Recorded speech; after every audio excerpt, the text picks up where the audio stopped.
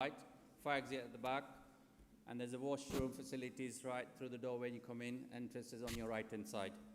Now I'm going to hand over to my chairman from LCCDO to say a few words. Thank you. Good evening, everyone. I am Bharat Patel, chairman of LCCDO. It's great to see so many people here tonight. I just wanted to welcome you all to today's LCCDO season 2021 presentation evening. We have some great speakers and entertainment for you, so please enjoy the rest of the day and have fun.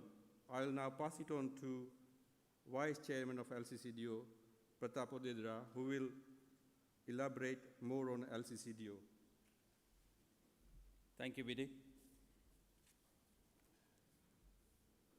On that same note, I would like to also welcome the Lady Mayoress, Lily Kaufman from Oadby and Wixton Borough Council. Thank you. As well as all the guests and some respectable speakers on tonight, which will be introduced by my colleagues later in the program. Just like to introduce what is LCCDO stands for. LCCDO is Leicester City Cricket Development Organisation. This was set up back in 2015. The whole project was initiated by my colleague BD standing next to me with help from Laura Joyce from Leicester City Cricket Board. Leicestershire County Cricket Board, sorry, I meant to say. A lot of hard work gone into it and a lot of help from the county board. Then we were able to introduce and form this group. Along with our group, we introduced two Afro-Caribbean clubs, which were Leicester Caribbeans and Highfield Rangers. The aims and objective of our group is to improve local recreational facilities for cricket within the city area. Also to develop youth developments to gain more access to county pathways and their development to get more recognition.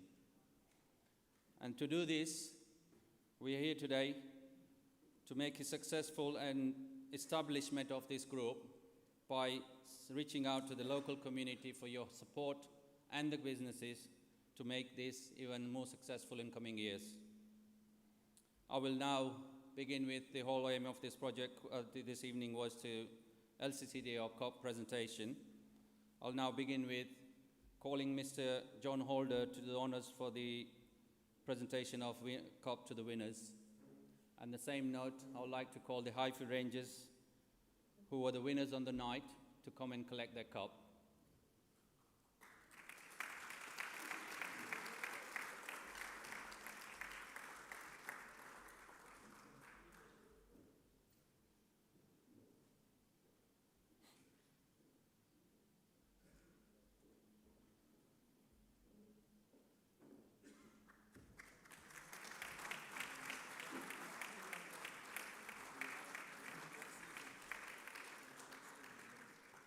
Sri Sanatan Cricket Club were the runners-up. Unfortunately, due to some reasons, they're not here tonight for other commitments. So now I'm going to move on to the youth, which was a very successful after many years of trying. And this is something I will really like to develop more and to have more youth tournament, more youth recognitions, and more youth involvement. So this year's youth winners were electric sports, so I'd like to call up Sachin and a couple of other kids to come and collect the cup on the electricity's behalf.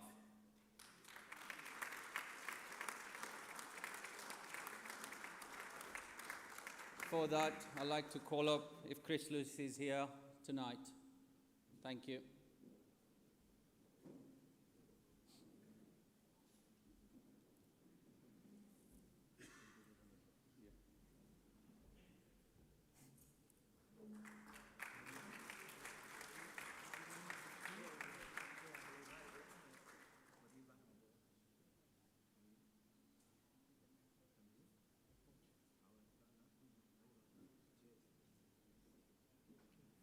Welcome, Chris.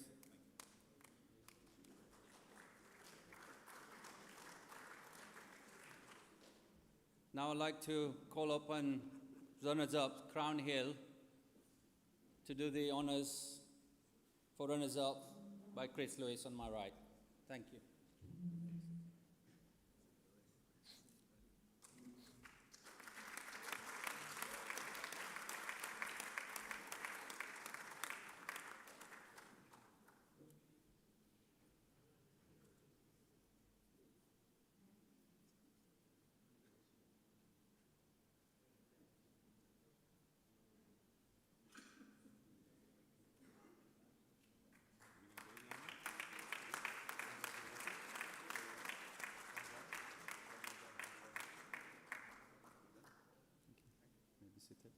Maybe seated. At this point, I'd like to thank all on behalf of LCCDO, including Zed and all those businesses who supported this year's competition, in which the Senior Cup winners received £1,000 as a prize winner money. Runners-up received 500s. Same with the youth, they've received 250 in cash prize, as well as winners and runners-up getting the playing kit from LCCDO. This now concludes the presentation evening for my behalf. I'll now pass on to my colleague Zed, who will introduce the rest of the speakers and talk on how to create better tomorrow and cricket and community for our children and grandchildren. Thank you all for listening to us. Thank you.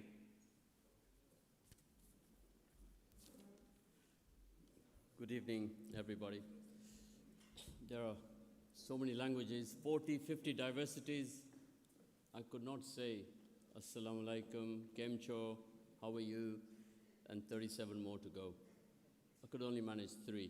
Look around me here today, I see members of the Somali community, Bangladesh community, I see diversities within diversities.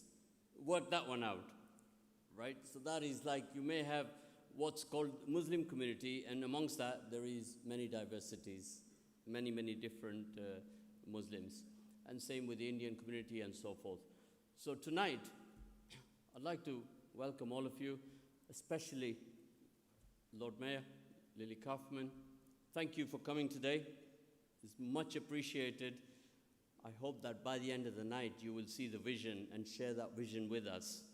So tonight, it's all about the money, the big M, we all need that. Now, it's also about cricket and the community, which we're going to go through some of the details about cricket, Don't know how much all of you are versed about cricket here. Go on, put your hands up. We're going to make this very interactive today, so I want every table here. First thing we're going to do is we're going to ask who is the captain of each table. So how about starting with this table? Captain, stand up. Everybody, give a big hand to the captain, right? So now, Mark Barber here from the Leicestershire County Cricket Club, he will tell you about cricket. There's a captain. Who's captain on your table? Shilly. Shilly is our captain, right? Shilly, just give everybody a wave, right? So, captain on that table over there. Who's the captain there?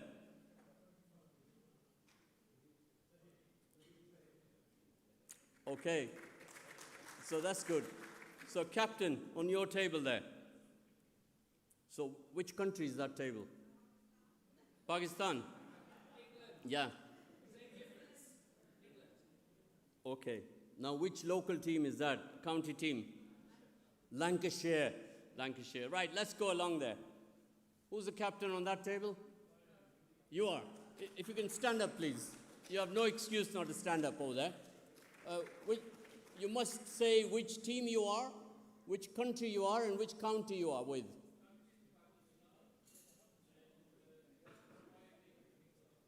Okay. Go along the table next to you there. Who's the captain there?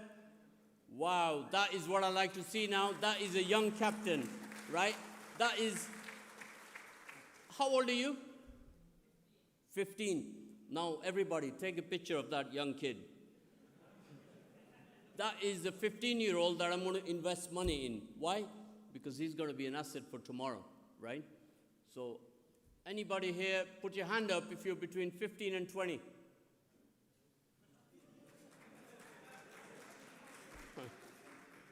Great, great, great. That's good. We're making progress. Now, the last table over there. Who's the captain there?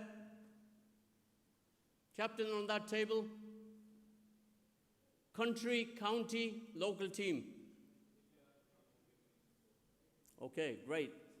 Table here, Bangladesh.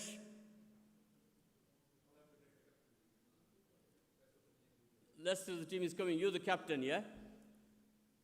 Knightsbridge Solicitors, I read your badge from here. Country, team, county. Nottinghamshire. Right, great. Now we move along here. Who is the captain on this table? Lily, you're going to be the captain, yeah? And give us country, team. Leicestershire. Great stuff. We got 2 Leicestershire teams here, right? So we got two tables, 2 teams, Leicestershire, and here on that table from London.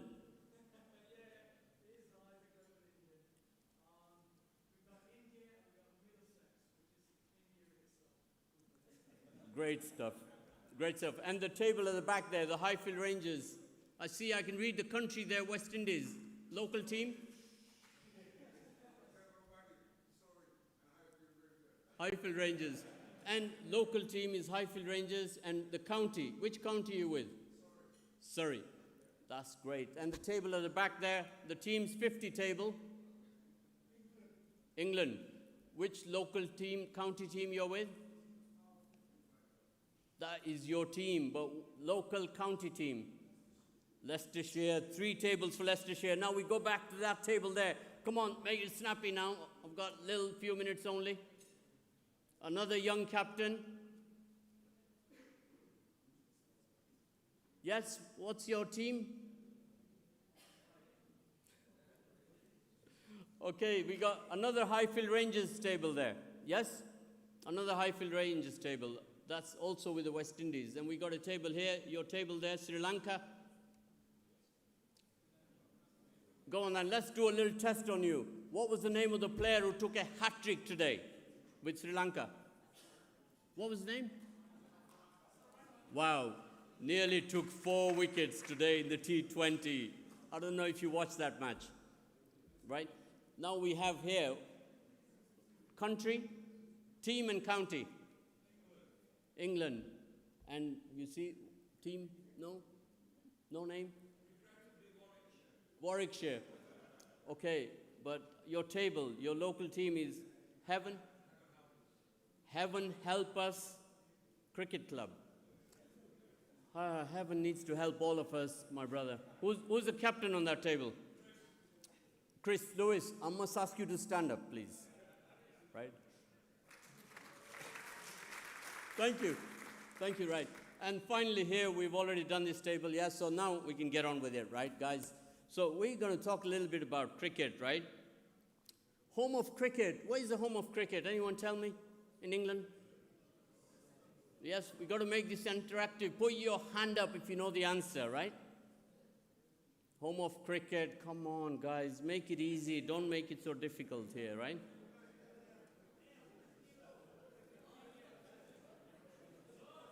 Lords, that is a 15-year-old. He knows the home of cricket, which is Lords. A little bit of a slap for the rest of you. Been around for the last 40, 50 years and don't know the home of cricket. We got problems. We got problems. Is there a psychiatrist or psychologist in the house today? Okay, we carry on, right? Of course, sometimes I think cricket, I sometimes think that God has gone for a long tea break when it comes to cricket. Right? A very long tea break, you know. So in the late 70s, there was a guy called, we call him Uncle Carrie Packer, right? In the late 70s, he came along. You remember him, Gerald? Yeah? Carrie Packer came and he smashed everybody. He smashed everybody because he introduced a new concept in cricket way back in Australia. Of course, Carrie Packer was an ATC. What happens when there's an ATC about? You get a lot of RTC come along, right? The ATC is adapt to change. The RTC is the people who are resistant to change. I see around here, how many ATCs and how many RTCs in this room? If you're an ATC, put your hand up, right? Put your hand up if you're an ATC, right? If you're an RTC, just blink. I don't want to be able to pinpoint anybody here today. No name calling, no fight. Everybody's got to work together. That's the theme of the evening here. Together, everyone achieves more success, right? You'll probably hear that about 10 times. So that's 1 for tonight, 9 more to go. Right, here's another quick question here for you, just to keep you all energized, right? How many people watched the match between India and Pakistan in a 2020 in Australia? How many people watched that match? Yes? Everybody's got that one because it's simple. It's 1 billion. 1 billion.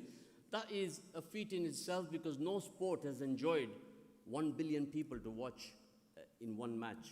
You know, that is something special, right? Of course, there was then, after Kerry Packer, there was a lot of adapt to change going on. There was a chap called Stuart Robinson came along. Anybody know about Stuart Robinson?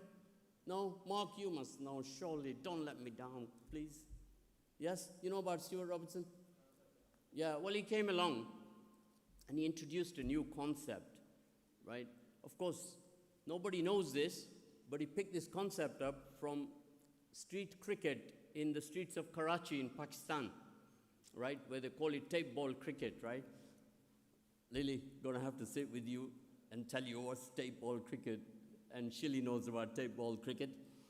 And he came along, and he was a proper ATC, he was, right? He came along and he introduced the T20, and of course, a lot of RTC, all the people who've been playing cricket and having those sandwiches in their lunch time and the one innings, second innings, they were against the T20. But they took a vote, all the 18 counties, the TCCB at the time. Was it the TCCB or the ECB at that time? ECB, right. There's so many of these Bs, I'm having problems keeping up with them historically. There's many Bs that have come and then flown away and they've come again. So what's happening? This guy comes along and introduces the T20, and cricket again was reshaped. It came closer to being more entertaining like the football is. A 3-hour game was introduced, and thereafter, India smashed it, didn't they? The T20, India introduced the IPL. Everybody here knows the IPL, yes? Put your hands up if you know the IPL. Yeah? Yes, we got guys, focus, that table over there. I'm a bit worried about that table. That table, the men table, you need a lot of mending over there. I'm getting worried about you because you're not focused. You got to pay attention, right? So the IPL came and again smashed all the barriers in cricket, and today we need them on board. We can't do without them. Billions of pounds. One IPL team last week was sold for 975 million pounds, one team. And when the IPL was introduced around 2007 or 2008, all the teams together were not sold, all of them, all 12 of them were not sold for more than 500 million. Is that correct? Is that about right? Of course, if I get the figures a little bit here wrong, I mean, my Google kleptometer is not working so well. So that tells you a lot about what's happening in cricket, that they have the numbers, we don't have the numbers, we don't have the weather here, we just sit and watch them making all these lollipops, right? They're making a lot of money over there, right? And we here, we're just waiting for it to rain every day to have some money so we can do something with it, right? We have no money. We're flat broke. That's what's going on here, right, in England. Well, certainly, out of the 18 counties, there are other experts here who know more about what goes on than I do, but certainly all of you here are here playing cricket, recreation cricket, right? You will see that here in Leicester, for example, in the county around you, the city and the county, more than 50% of the teams, the Asians are playing cricket in these teams, right?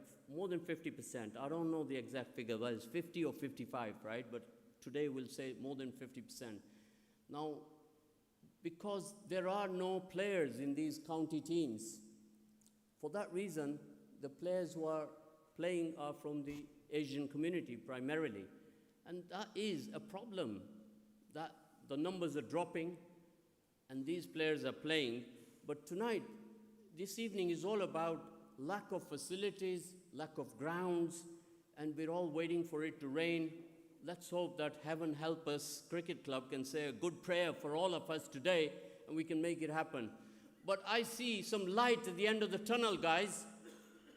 There's a new possible crew in town at the ECB, where I think that if they put Ron Khalifa there as a chairman, right? He's a businessman. I identify with him because I'm a businessman also, and we can make things happen, right? We can make things happen for everybody in England. So I say a prayer, and I wish him well that he gets that job as a chair at the ECB. So, that is all I've got to say today. There's a lot of things going on. And certainly the pendulum has swung over to the other side of the world with the teams in Bangladesh, Afghanistan, India, Pakistan. And of course, today you won't all know, how many people even know here where is Kurdistan? The Kurdish community in Leicester, they're asking, well, why can't we engage with this game called cricket, right? Today, we have a couple of guys come here just to see what happens around cricket. So there could be a new kid on the block here, right, from Kurdistan. And I can guarantee you 18 tables here, right? I don't think anyone knows where is Kurdistan in this world, right? If you know, put your hand up. 1, 2, 3. Guys, out of 144 people, 4 hands up, like that. And then we have a thriving Afghanistan community in Leicester, right? We have couple of guys here from Afghanistan, and they're also getting very active with cricket, right?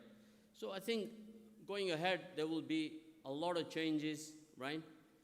We're going to embrace these changes in a positive manner to work with anybody and everybody who wants to go forward, right? Those people who don't want to go forward, we're just going to have to leave them to one side, let them carry on.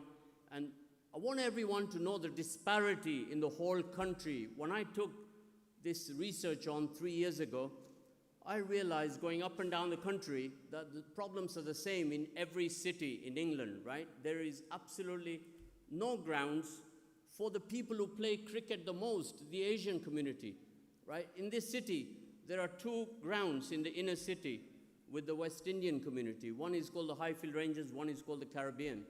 So the cricket, what we are proposing of tomorrow is not just cricket. It's called cricket in the community.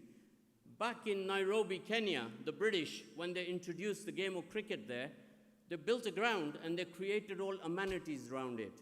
Up to today, there are people who use those amenities for a whole host of things, like even walking in the evenings with their families. The whole perimeter of the ground is a walking park.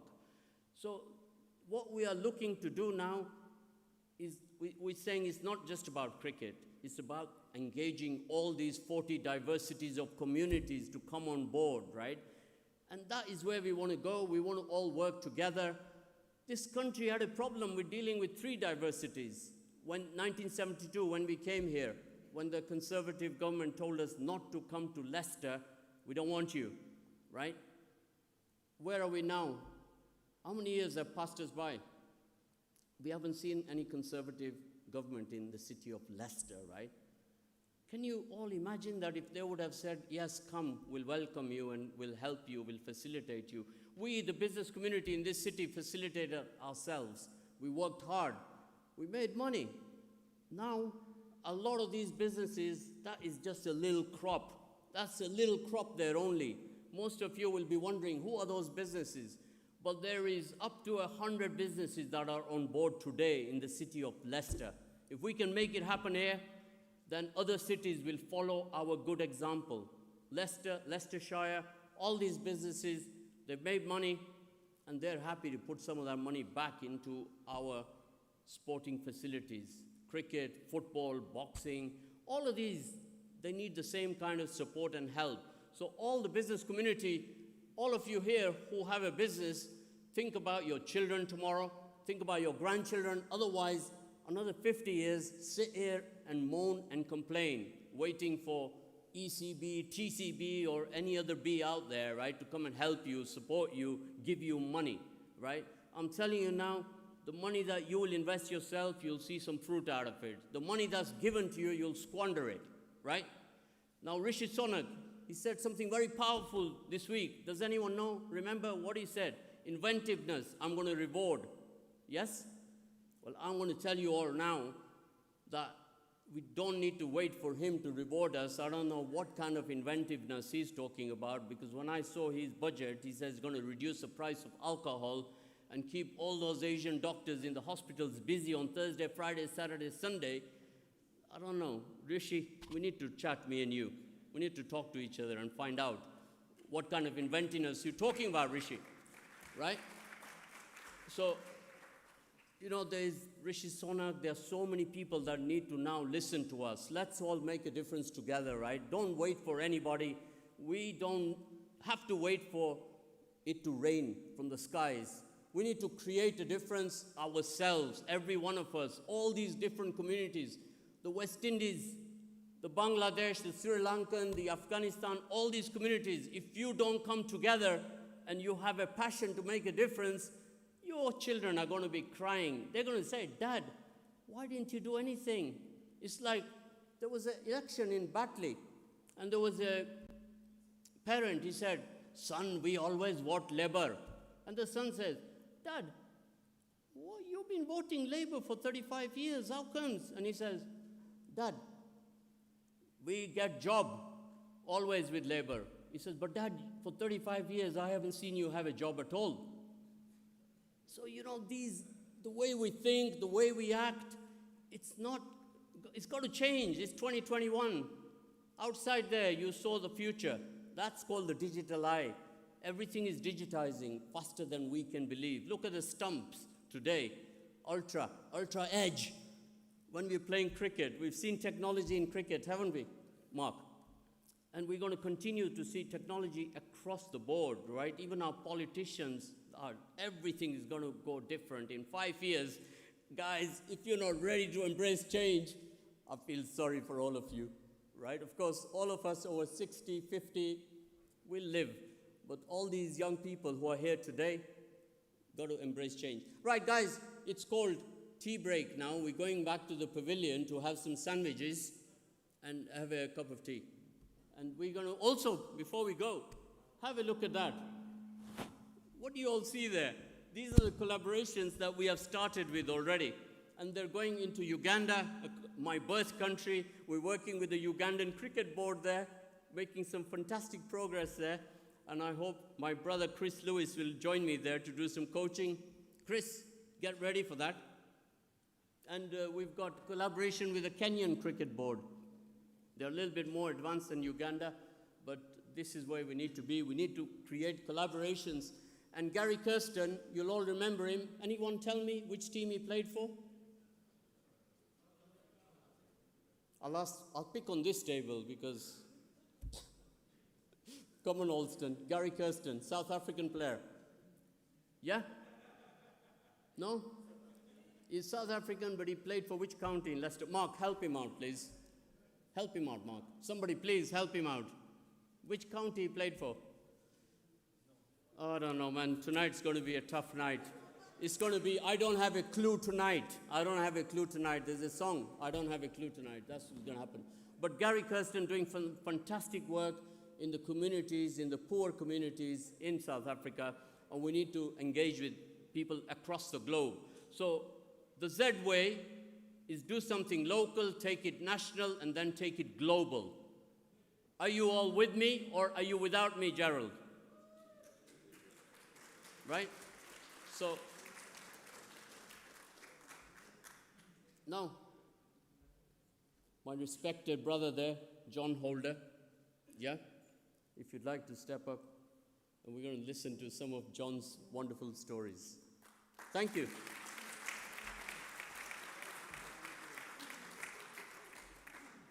Good evening, everyone, and it's good to be here. That was an impassioned speech, Ed. Well done. Cricket has been very good to me. I'm from Barbados, from a pretty poor background, the fifth of 6 children, And our dad taught us to play cricket, 3 sisters and 2 brothers. Dad taught us all to play cricket in the streets outside the house in the countryside in Barbados, in a little hamlet called Superlative, which I'm very proud to say that I was born and brought up there.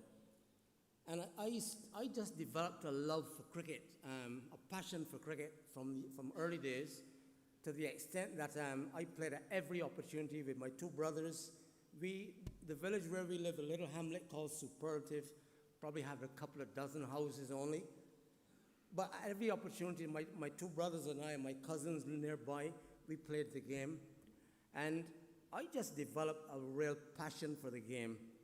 And then I wanted to become a fast bowler. And the West Indies at that time, people like Big Wes Hall, Charlie Griffith, but there was a little Jamaican fella called Roy Gilchrist, only small, maybe 5'7", with tremendously long arms. And he was so very, very quick. In fact, I remember watching a test match in Barbados in 1957, age 12, and he bowled some deliveries that you just didn't see. He was very, very quick. So that sort of thing encouraged me, and I just strived to bowl as fast as I could. And around about 18 or 19, I was bowling at maybe 90 miles an hour.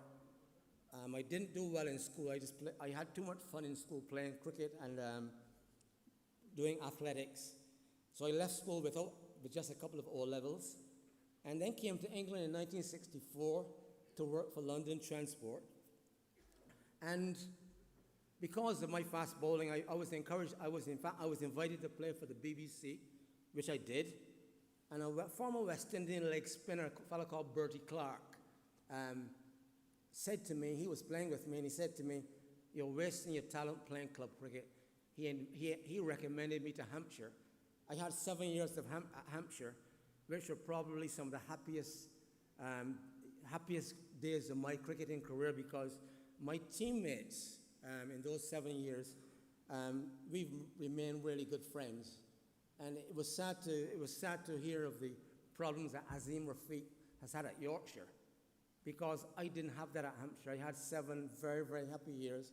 And as I said, most of the fellows with whom I played, we remained good friends. I go back to Hampshire from time to time. Every year there's a players' reunion, and I go back and catch up with my old friends and so on. So a back injury put an end to my playing career. So I left. I was invited to come up to the north. I live in Lancashire, in Rochdale. I was invited to come up here and play league cricket as a professional, which is far less demanding physically. When you're bowling fast, playing first-class cricket, that's physically very demanding. But playing in the leagues in Lancashire and Yorkshire, you only play really at weekends, so it's a lot easier. So I did 9 years of playing in the leagues in Lancashire and Yorkshire. And then approaching the end of my playing career, I actually wanted to get back into first-class cricket, but realized that at 35 I was too old. And I thought of umpiring. And in terms of success and job satisfaction, that was the best decision I made.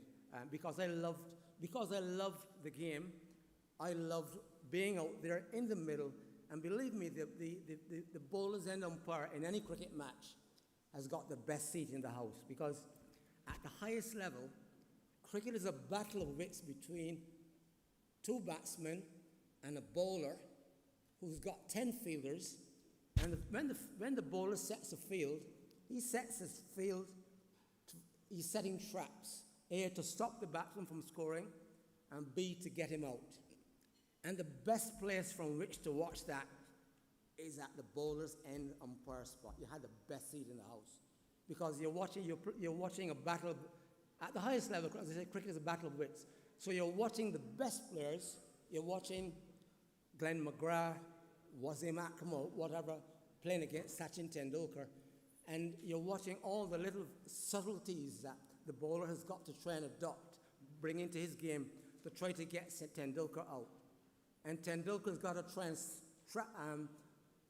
try and counter these traps and score runs.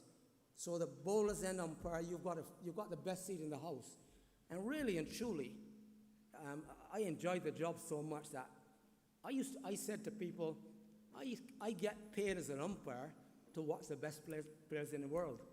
It's absolutely fabulous. Umpiring was only hard work when it was cold. When it is cold, there's no hiding place out there in the middle. You leave the protection of the dressing room, you get up there in the middle and it's freezing, and you put on sweaters and so on, but because it's a static position, you get cold. But so apart from that, it's the best job in cricket, umpiring. But umpires nowadays are increasingly under the microscope with DRS and all the TV technology. And as TV technology increases, improves, so the scrutiny on umpires. I was lucky enough, I umpired 11 test matches, 23 one-day internationals. As an umpire, I umpired my last test match in 2001 at Lord's between England and Australia.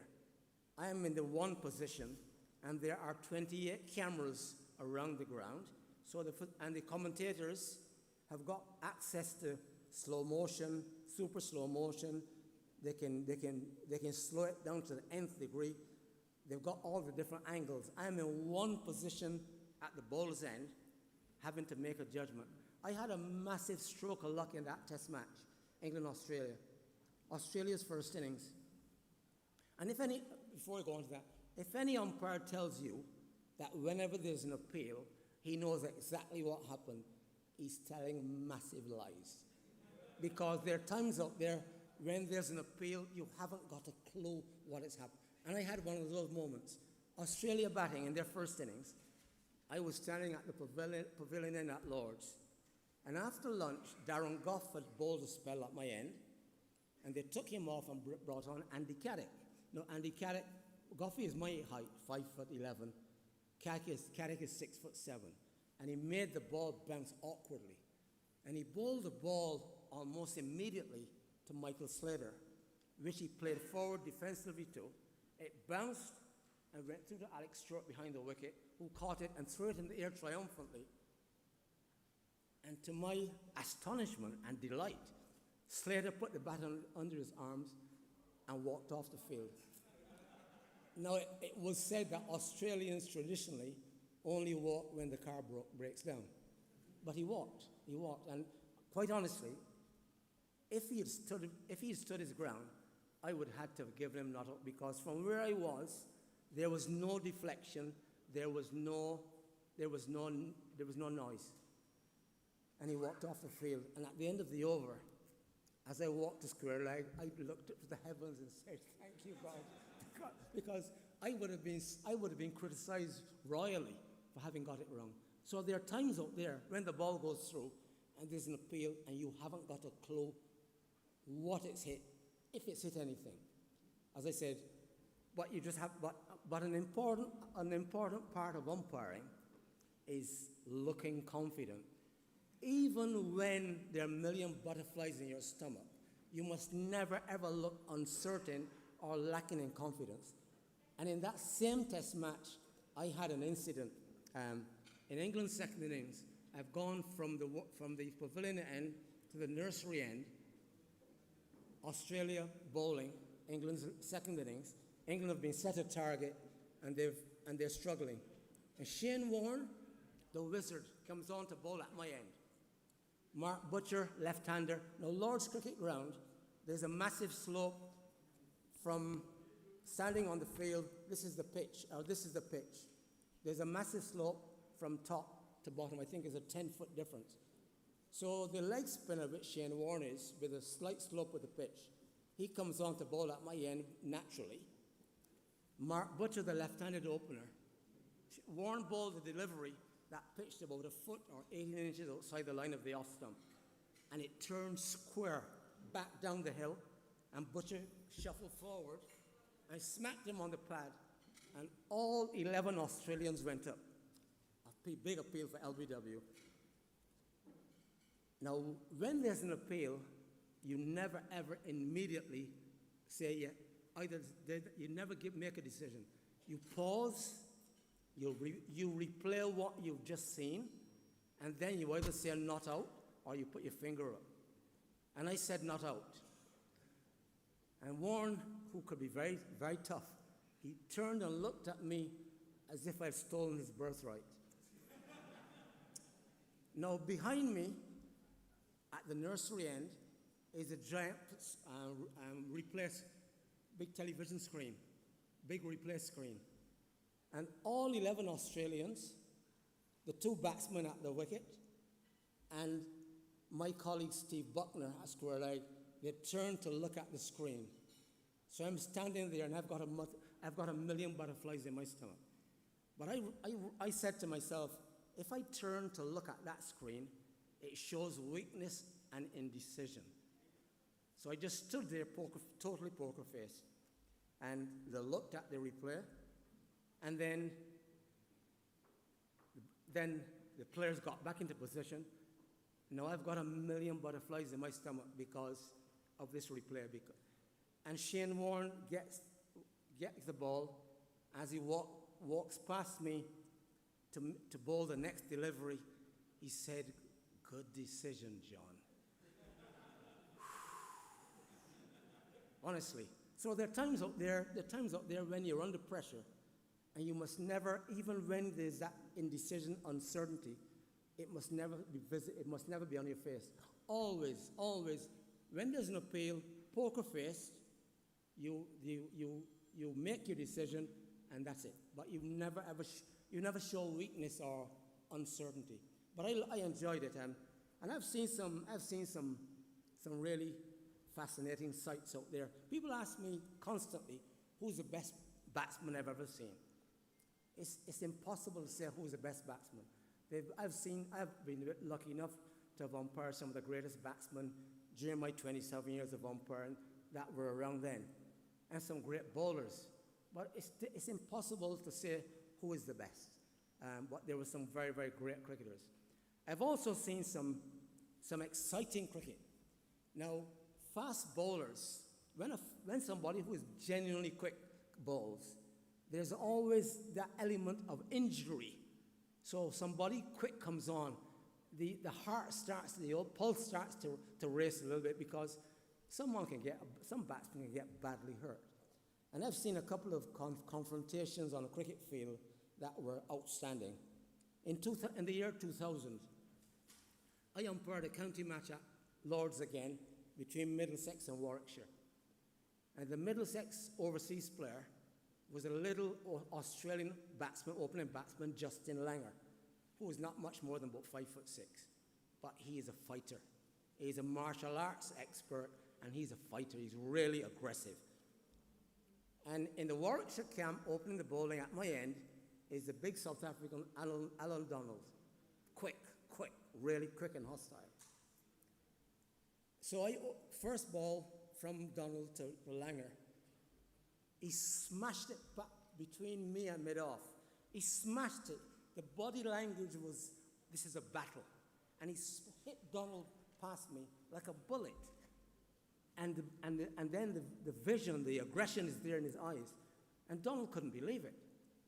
So Donald followed through and stopped, and he couldn't believe what was happening. And for the next 25 minutes, Langer hit him to all parts of the ground. And Donald just got smashed, got cover driven, he got pulled, he got cut, everywhere.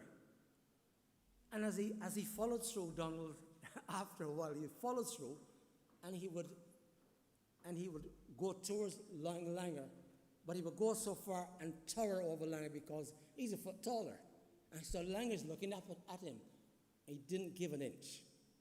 And as Donald walked back past me now to bowl the next delivery, all he would say was, "The little Aussie bastard," he said. But it was vintage because it was so intense that the press in the press box, in the NatWest bubble, had the noses pressed to the glass. It was great cricket. On the 2 balconies, the home dressing room and the away-team dressing room, everybody was on the balcony watching this battle. Fabulous. But what was great about that for me as a cricket lover was that there was not a word was exchanged between these 2 combatants. Not a word. Donald just glared at him and walked back to his mark. Langer never said a word.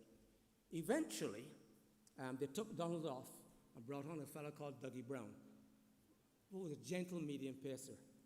And the first delivery ball to Langer was a wide half volley outside the off stump.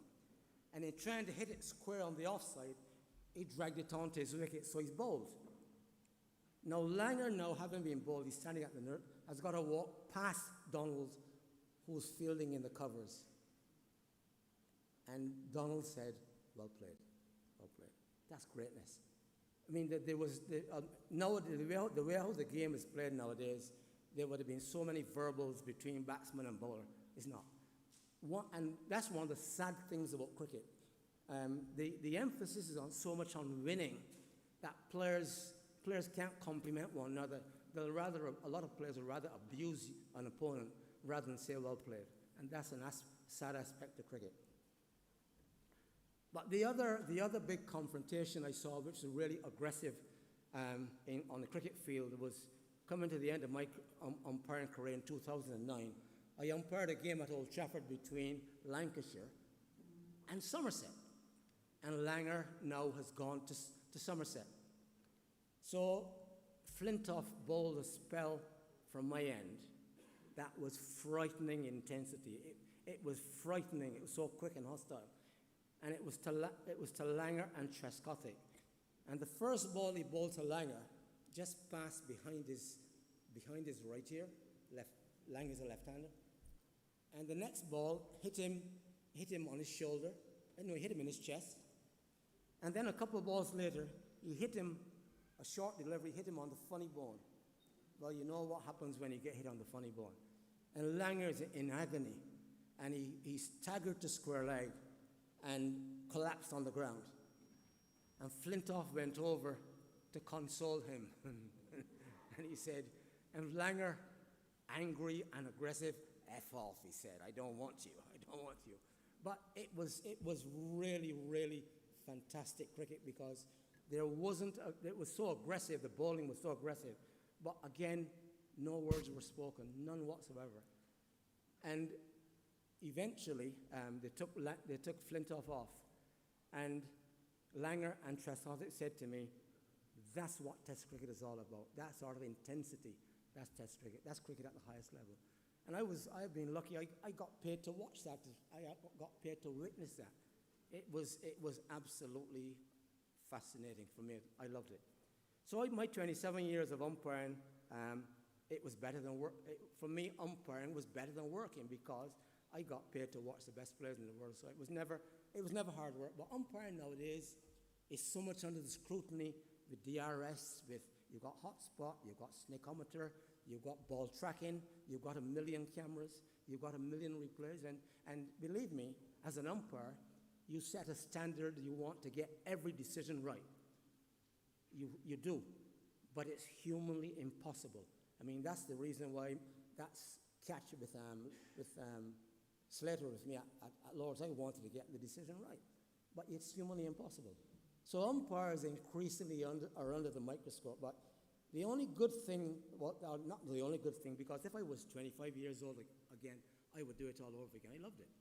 But I would get paid a lot more money because you're talking about the top class umpires now earning £300,000 and £400,000 a year. My wife would have been delighted to spend that sort of money. But yes, I've had a great time. I've had a great time in the game, and I've because of cricket. Cricket is one of the great things about cricket. It's a great vehicle for making friendships because as a player, an umpire, you spend so many hours in that sort of environment, and you make friends. So for me now, in my vintage years now, it's great to have been involved. I've got lots and lots of friends, but the game's been very good to me. And it's because of cricket, from those humble days in Barbados, because of cricket, that I'm here 4,000 miles away talking to you. So thank you very much. Enjoy the rest of the evening. Thank you.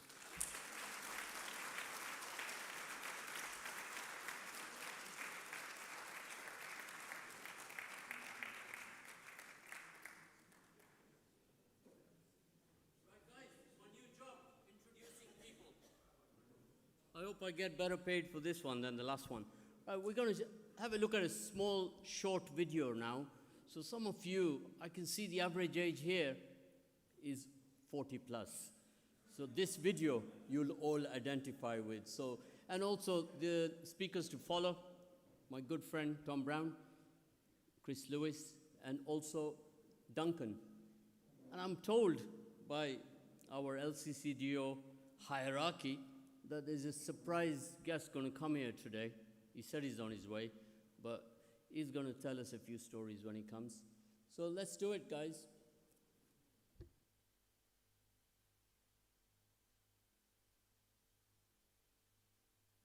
But, guys. Is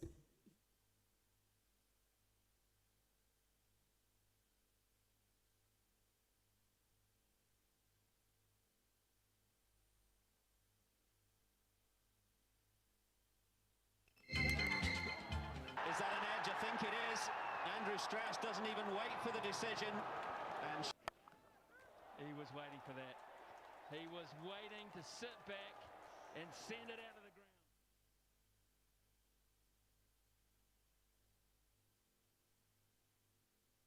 It's from 1925, or, you know, it's old. When we were at school, we used to always listen to that music and we knew it's time for action. Back in the day, test match cricket.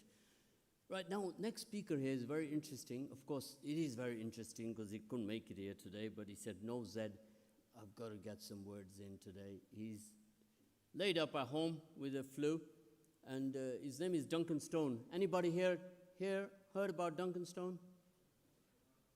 I don't have a clue. He's setting in again. I don't have a clue.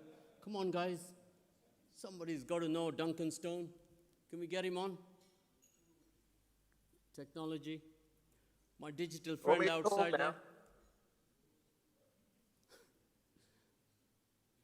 Yes, he's on. All right. Good evening. Is that all right? Is it? Can you hear me? Yes, lovely. Good evening, everybody. First of all, apologies for not being able to attend.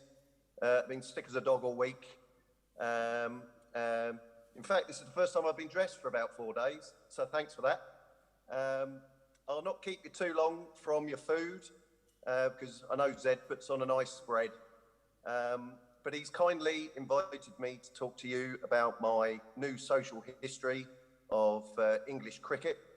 It's called Different Class, The Untold Story of English Cricket, which is out early next year.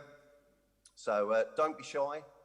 It is available for pre-order at all good bookstores and websites, but no Amazon, not until the bugger starts paying some tax. So, in a nutshell, what is it about? So, unlike most histories of cricket up to this point, my book examines the game from a recreational rather than the first-class perspective. And this has proven to be, as you might imagine, a considerable task. Indeed, if you include my PhD, this book has taken 13 years to put together. But why is the recreational game important? It's because it reveals a good deal more about society in this country than any study of the first-class game ever could. But what exactly does it tell us? Well, firstly, it demonstrates the idea that cricket is the quintessentially English game, and that phrase is truer than many would think. For cricket and the values and belief systems that define it in this country were developed to divide the English at every level of the game. Regrettably, as events since 2016 would suggest, it doesn't get any more English than that. For the most part, this relates to social class. And like rugby, recreational cricket in England was split along broadly northern working class lines and southern middle or upper class lines. How so? Well, if there's one thing that the middle and upper classes of this country detest, it is meritocracy. And competitive cricket, i.e. meritocratic cricket, in the form of cups and leagues, was outlawed in the south of England by an organisation called the Club Cricket Conference from 1918 until the late 1960s. Now, although league cricket then became a universal practice again from the 1970s onwards, the structures that were put in place to keep working class cricketers out of certain clubs persist. Many clubs remain expensive or unwelcoming to those with the wrong background. But this is, of course, most clearly observable in relation to Black and South Asian players. I firmly believe, for many reasons, as varied as the inherent elitism of the MCC and the ECB, deindustrialisation, the sale of playing fields and austerity, that social class remains the prime barrier to participation today. However, as for various reasons, the white working class and, to some extent, the Black British community appear to have decided that cricket is not a game for them. It is more important than ever that the South Asian community is not simply supported, but made welcome within the mainstream of English cricket. Again, the book highlights reasons why this has not happened during the post-war period and in recent decades in particular. But it demonstrates how the ECB, as an organisation and as individuals such as Giles Clarke, have little or no will to make the changes necessary. To take the 100 as an example, which the ECB have spuriously claimed will engender greater interest among the South Asian community, to my mind, the 100 is simply an attempt to make money. But if claims this competition will attract greater interest among ethnic minorities are true, it seems clear to me the ECB would rather invent an entirely new format than make the social and cultural changes required to make traditional forms of first-class cricket more accessible. Now, the pigeonholing, if we can call it that, of whole communities aside, the structural and cultural changes achieved by the previously elitist Club Cricket Conference since 2009 prove the changes necessary are not simply possible, they are now essential. For the existing structure and culture of English cricket, I believe, is slowly killing the game. The elitism and the image of cricket is the game's own worst enemy. And as I conclude in the book and for this little talk with you, cricket's future as a sport with broad popular appeal will remain in doubt unless the game better understands its own past and, crucially, begins to reflect the nation that is England today. Thank you very much.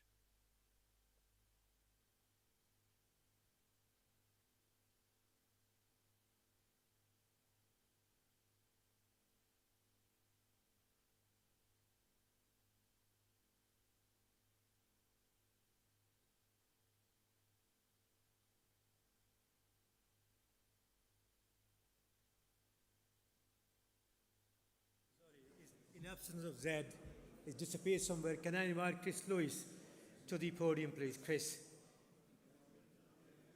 Chris, you were supposed to speak. No? Well, you're on there. Just a couple of minutes, perhaps.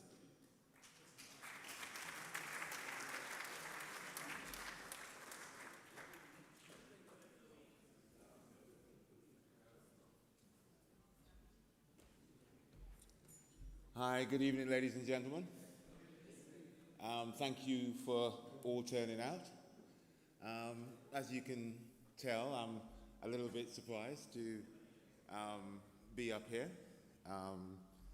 But I'm going to keep it short. Obviously, my name is Chris Lewis. There's so much that could be said about racism in sports, racism in life, but I get the impression that in a room like this, we kind of all know that because we've all experienced it at some time. What I would say as regards to me being here and being here to support Zed is that I think that we all know as well that together we succeed in whatever we do. And when we're separated, it's that much harder and very little is achieved. Now,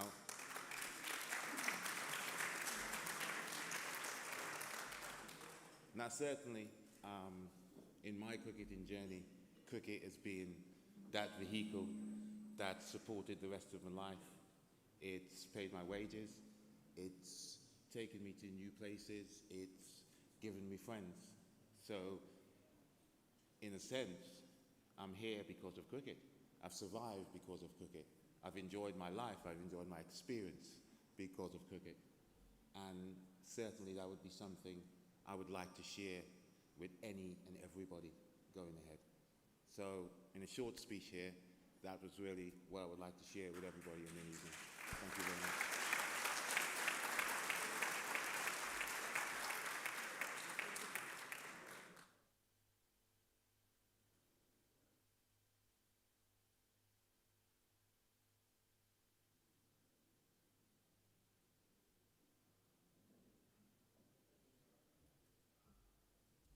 So there's going to be a short break now for the starters. Yeah, we're going to reconvene in about 10 minutes. Yeah, in about 10 minutes. So starters is going to be served now, and then we reconvene. I think myself is the next speaker, right? So I'll introduce myself when I come on. So just hang fire for 10 minutes.